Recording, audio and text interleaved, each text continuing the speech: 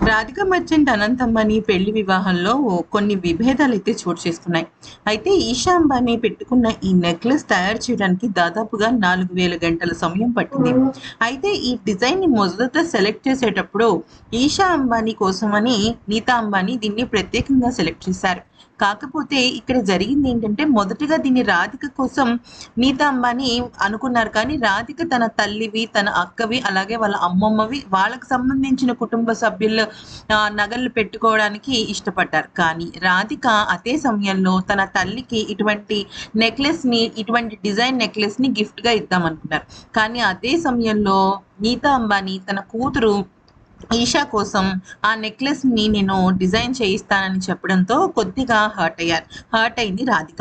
అయితే దాని తర్వాత ఈషా అంబానీ కోసం ఈ ఈ నెక్లెస్‌ని తయారు చేశారు కదా! ఇది ఫుల్ ఆఫ్ డైమండ్స్ అన్నమాట.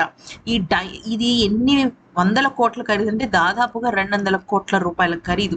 దా ఈ డిజైన్ అంటే ఈ నెక్లెస్ డిజైన్ చేయడం కోసం ఏకంగా 30 మంది డిజైనర్‌లు రాత్రింబగళ్ళు కష్టపడ్డారు. 4000 గంటలు కష్టపడితే ఈ జ్యువెలరీ వచ్చిందనమాట. అయితే ఈ జ్యువెలరీ చూసిన వాళ్ళందరూ కూడా షాక్ అయిపోతున్నారు. కానీ రాధికకి మాత్రం తన తల్లికి అటువంటి డిజైన్ మిస్ అయిందని బాధపడింది. దాంతో కొద్దిగా మనసు నొచ్చుకుందట. కానీ నీతా అంబానీ తన కోడలు రాధిక ఇష్టాన్ని కనిపెట్టి వాళ్ళ అమ్మగారికి ఆ డిజైన్ కాకపోయినప్పటికీ కూడా అటువంటి ఫ్లవర్ గార్లాండ్ ఉన్న డిజైన్ చిన్నది చేయించి గిఫ్ట్‌గా ఇచ్చారట.